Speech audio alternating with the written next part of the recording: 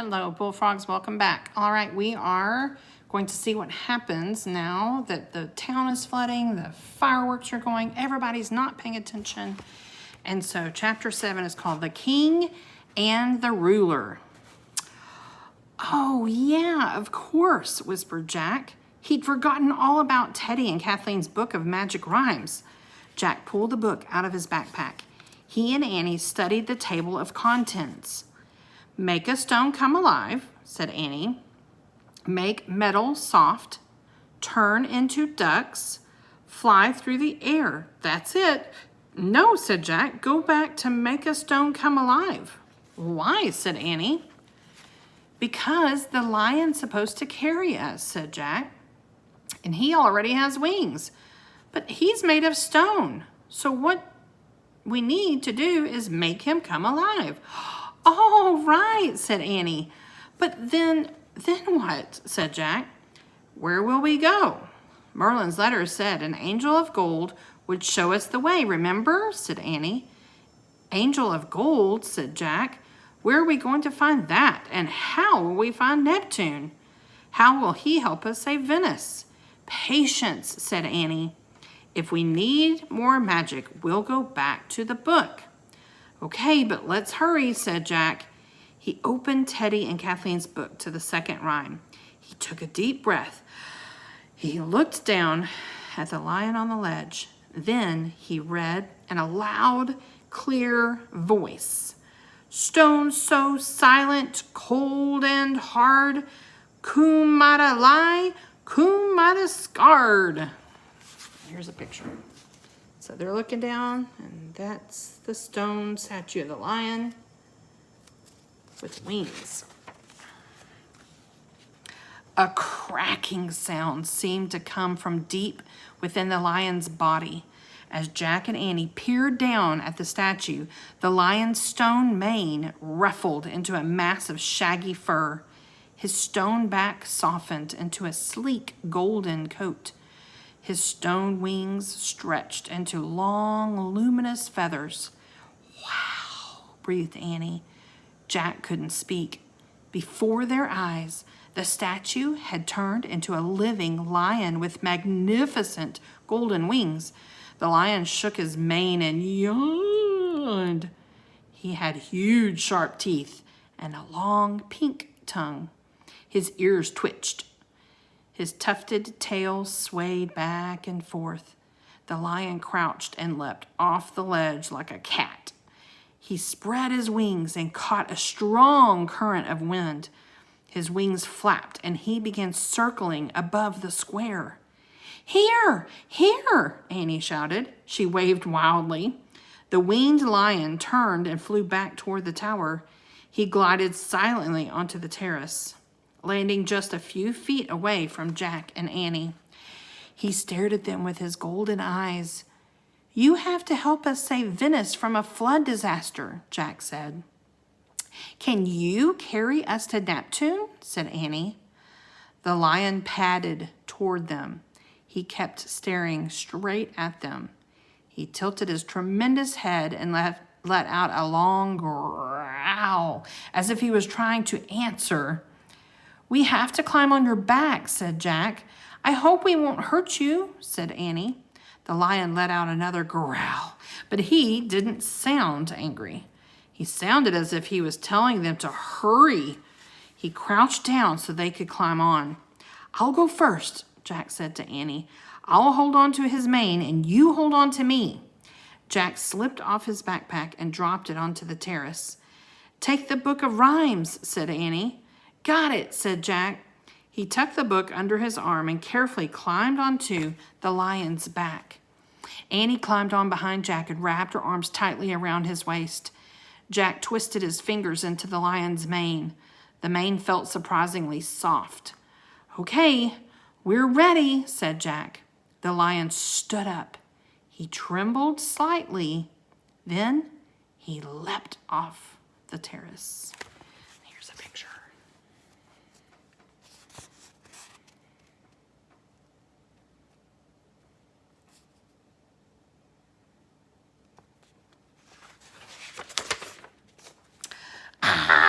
Jack yelled. The rhyme book slipped from under his arm and fell down into the flooded square below. "Oh no, our book!" cried Jack. "Hang on," cried Annie. The lion flapped his great wings and rose through the sky. Jack pressed his knees into the lion's warm back and clung to his mane. The lion flew toward the fireworks.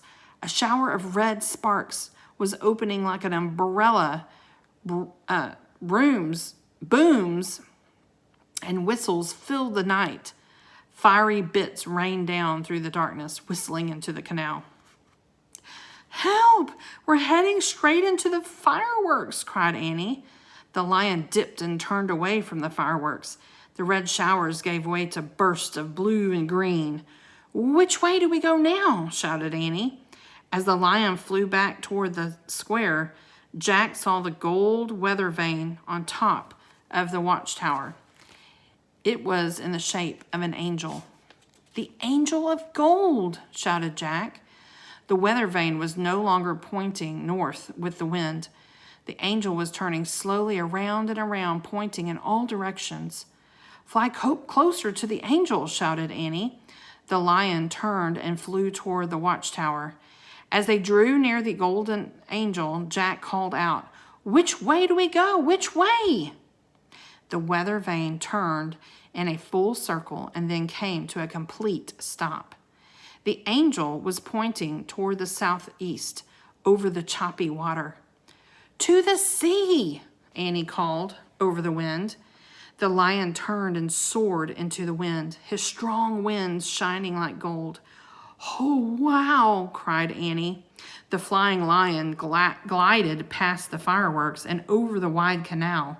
Leaving Venice behind, he flew high over the stormy seas. Jack gripped the lion's mane with all his might. The lion sailed in and out of thick, fast-moving clouds. He flew above crashing waves and past bolts of lightning. He flew through screaming winds and pelting rain. In the middle of the sea, far from land, the lion began circling above the water. "What's he doing?" cried Jack. "Looking for Neptune," shouted Annie. "But Neptune's not real," said Jack. "I know," shouted Annie.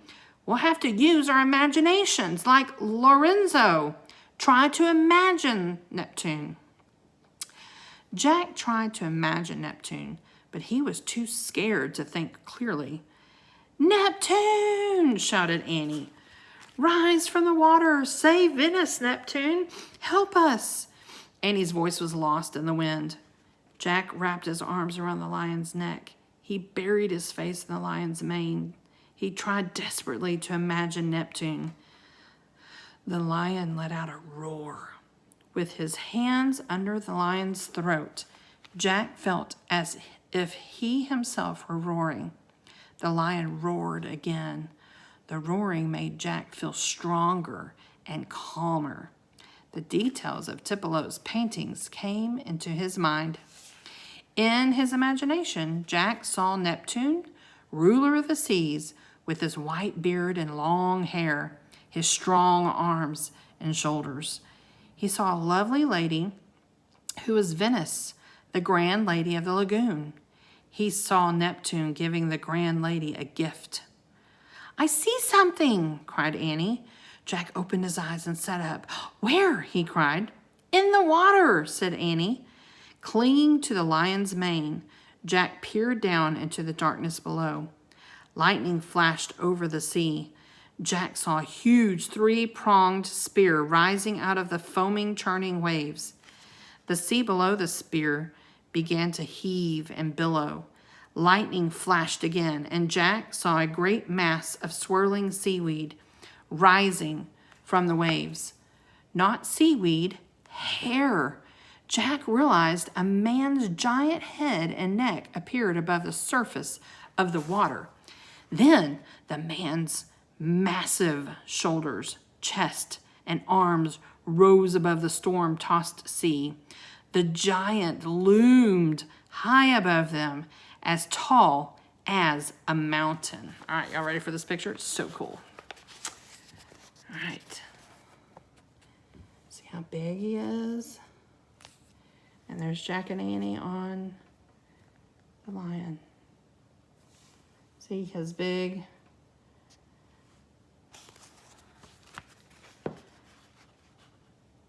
fork. Neptune, cried Annie. The lion let out a roar, and then another and another. Lit by flashes of lightning, Neptune's face looked as if it had been weathered by thousands of years of wind and sand and waves. He had deep-set eyes, craggy cheeks, and a white beard, and tangled hair hanging to his shoulders. Neptune, save Venice from the flood, cried Jack. Please, called Annie, save the grand lady of the lagoon. Neptune looked at them for a moment. Then, with his powerful arms, he lifted his spear and thrust it down into the waves.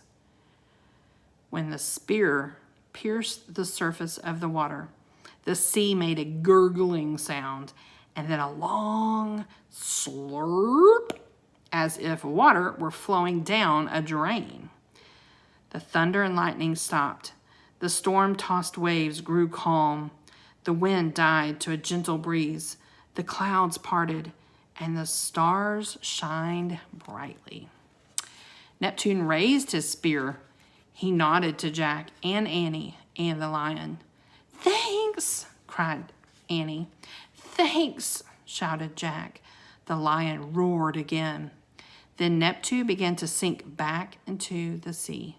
His long arms, huge shoulders, thick neck, craggy face, floating hair, all disappeared.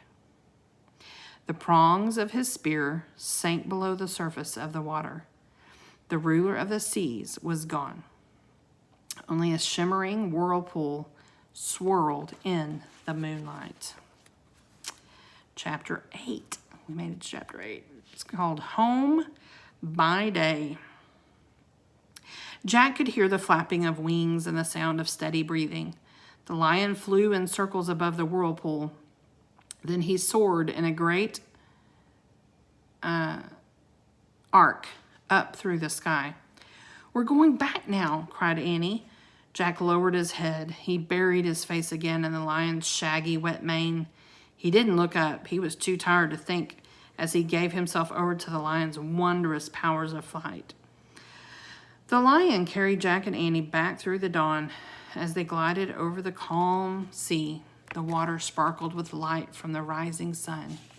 By the time the lion reached the skies over Venice, darkness had turned to day. Shades of lavender glowed above the city's towers, domes, and spires. Venice was veiled in a soft pink light. The lion flew to St. Mark's Square. He glided toward the clock tower, moving more and more slowly. Finally, he landed softly like a cat on the terrace of the tower. Jack took a deep breath and stroked the lion's golden mane. Then he and Annie climbed off the lion's back. Jack's legs felt wobbly. He clutched the lion for a moment to get his balance. The lion let out a low growl. He turned his huge head and licked Jack's hand.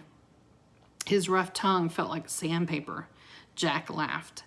Annie laughed too, as the lion licked her.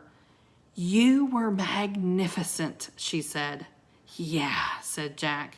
That was a great ride. The lion let out a long purr.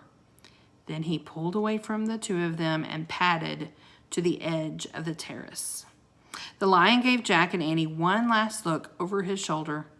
Then he leapt over the terrace railing and landed silently on the ledge below. Looking over the railing, Jack and Annie watched the living lion become a statue again.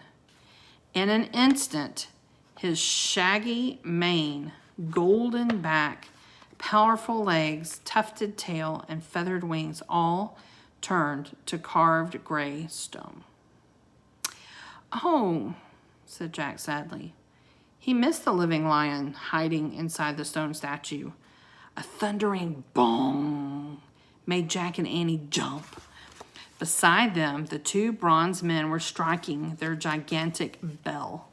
They struck it 6 times. It 6 in the morning, said Annie.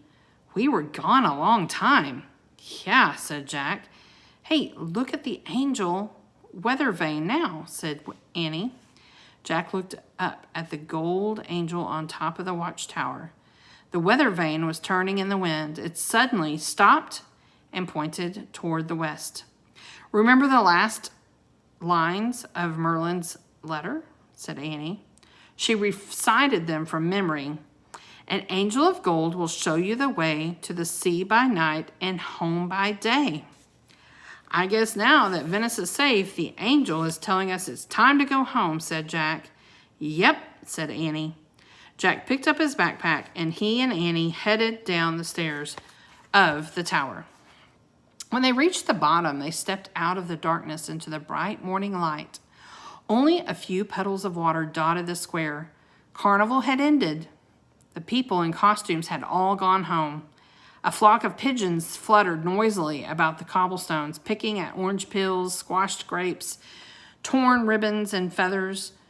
There was no sign of the flood, except for some patches of seaweed. Jack turned and looked up at the clock tower. The morning sun cast a rosy light over the lion's stone body. The lion stood with pride and dignity, watching over St. Mark's Square, his great powers a secret to everyone but Jack and Annie. Thanks again, said Annie to the lion. Yeah, thanks, whispered Jack. Then he sighed, exhausted. Home, he said. Annie nodded. As Jack and Annie headed across the square, 2 sweepers were cleaning up the remains of Carnival. Oh, wow, cried Annie. She ran toward the sweepers. Just as they were about to scoop up a pile of trash, she snatched something from the ground. Annie ran back to Jack. Look, she said, and held up Teddy and Kathleen's book of magic rhymes. Oh, great, said Jack. He took the little book from her. It was damp from the floodwaters, but all the writing was clear as ever. We have 8 rhymes left, said Jack. For our next 3 journeys, he dropped the rhyme book into his backpack. As Jack and Annie left St. Mark's Square, they saw... Oh, goodness gracious. Oh, where was I? As Jack and Annie left St. Mark's Square, they saw Venice starting to wake up. Ordinary, everyday Venice, not the Venice of Carnival. Men, women, and children were opening stalls and putting out goods to sell. Cobblers were sitting at their workbenches, and cats were stretching in the chilly sunlight. The old man was walking his fat little dog, Rosa. He waved at Jack and Annie, and they waved back. No one knows Venice was almost destroyed by a flood last night, said Jack. And no one knows we helped save her, said Annie. They just think we're a couple of raggedy clowns. Jack smiled. He'd forgotten they were still wearing their carnival costumes. Now their clown suits were dirty, torn, and soaking wet. Their hats were gone, and somewhere in the floodwaters or on the flight to Neptune, Jack's slippers had lost their bows. How will we get back to the treehouse now? Asked Annie. I don't know, said Jack. I guess we'll have to find a boat to take us there. As they scanned the waterfront, Jack saw a boy sitting at the edge of the water. On a small stool, the boy was painting.